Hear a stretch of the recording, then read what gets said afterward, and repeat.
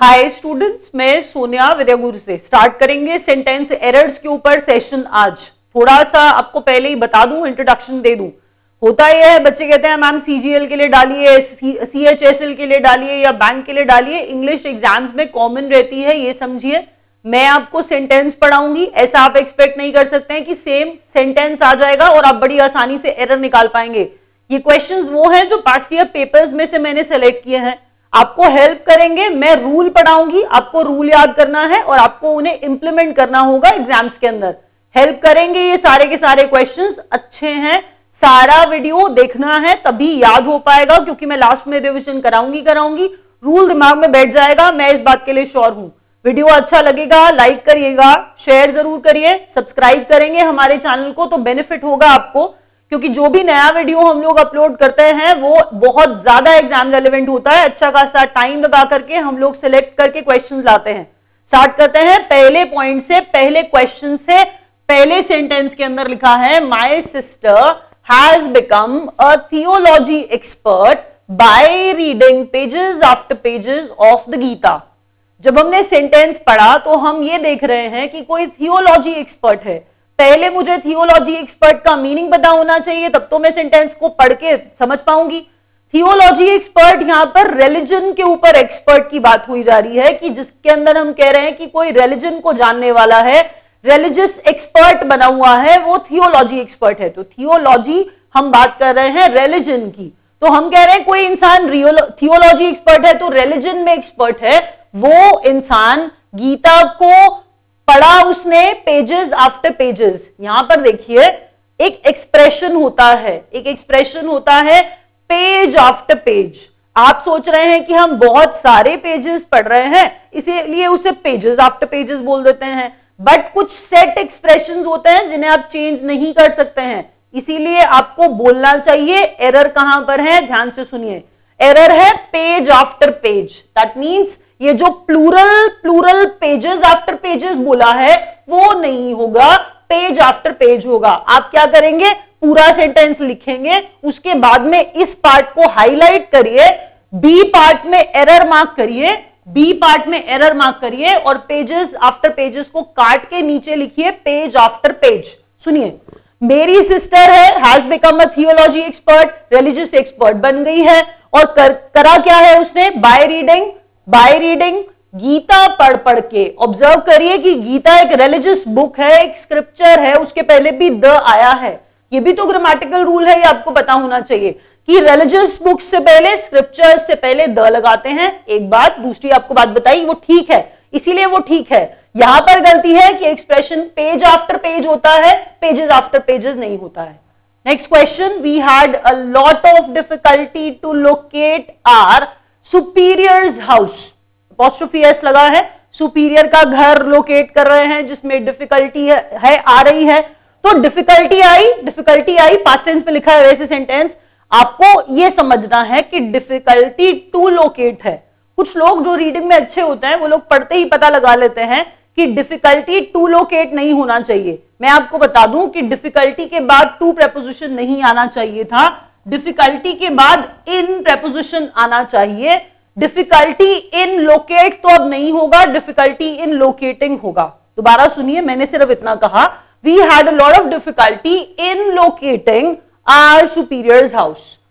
Difficulty आई थी superior का घर ढूंढने में, हमने बस इतना कहा कि डिफिकल्टी टू लोकेट नहीं होता है, डिफिकल्टी इन लोकेटिंग होता है। डिफिकल्ट के बाद प्रेपोजिशन प्राइमरीली इन लगाई जाती है, टू नहीं लगाया जाएगा। याद रखिएगा, एरर किस पार्ट में है, बी पार्ट में है, बस इतना याद रखिए। यहां पर मैं इन लगा रही हूं, आप क्या करेंगे, लोकेटिंग भी करेंगे। पूरा लिखिएगा, difficulty in locating. The error is in the B part में एरर है।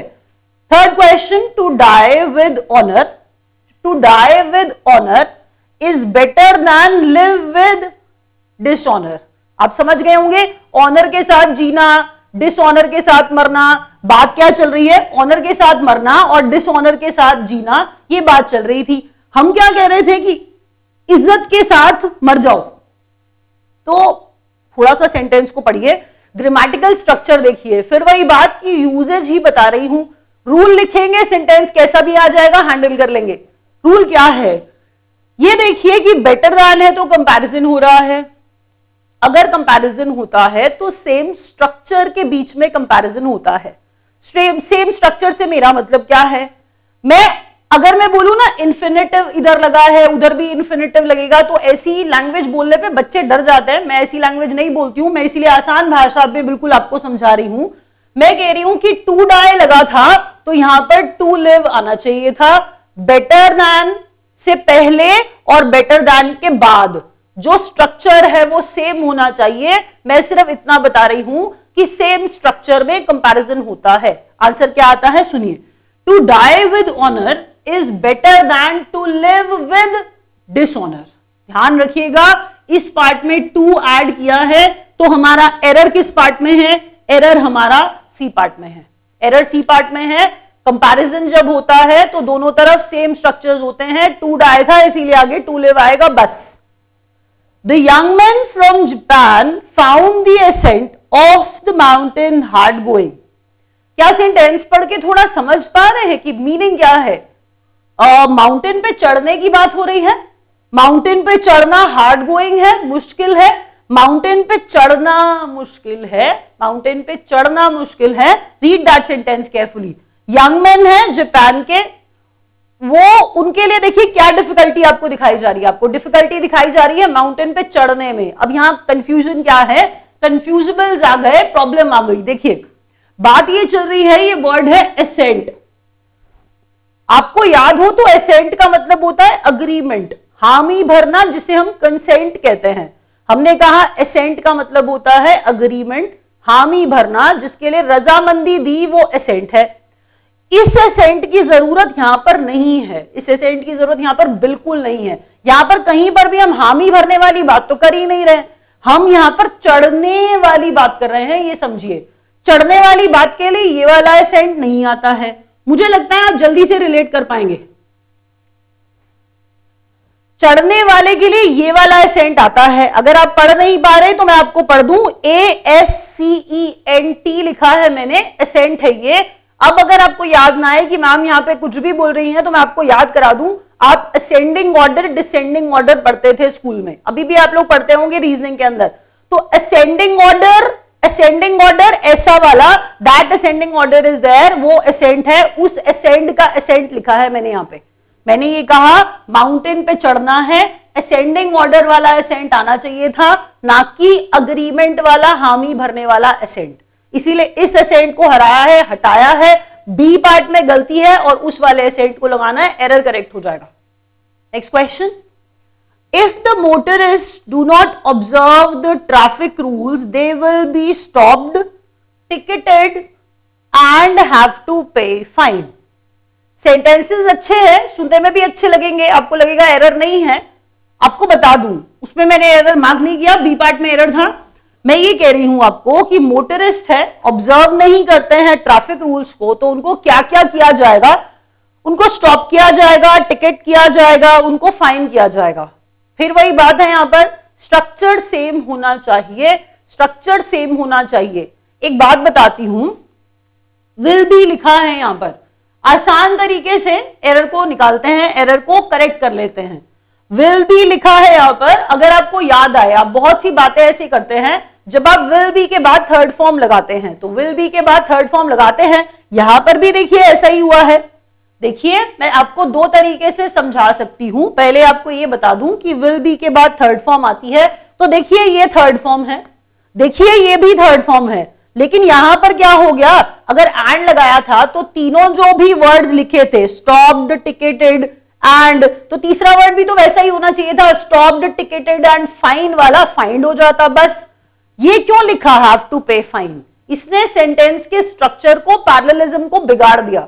आपने उस स्ट्रक्चर को ठीक करना था, इसीलिए आपको हैव टू पे फाइन को पूरा का पूरा हटा करके बस फाइंड करना है और एरर सी पार्ट में हो जाएगा। दोबारा सुनिए, विल बी के बाद थर्ड फॉर्म लगानी थी, स्ट्रक्चर सेम होना चाहिए, पैरेललिज्म मेंटेन करना पड़ता है, तो विल बी के बाद third form stopped, ticketed and find, sentence ठीक हो गया, एरर सी पार्ट में है। हैव टू पे फाइन नहीं होगा, विल बी शेयर कर रहे हैं, एलिप्टिकल है कि will be stopped, will be, ticketed, will be, find. समझ रहे हैं? तो विल बी के बाद ये जो तीनों वर्ब्स आए हैं ये विल बी के साथ ही हैं। आगे बढ़ते हैं। He is slowly getting addicted to smoke in the company of his friends. अब स्मोकिंग रोकने वाली बात है, बड़ा अच्छा सेंटेंस है।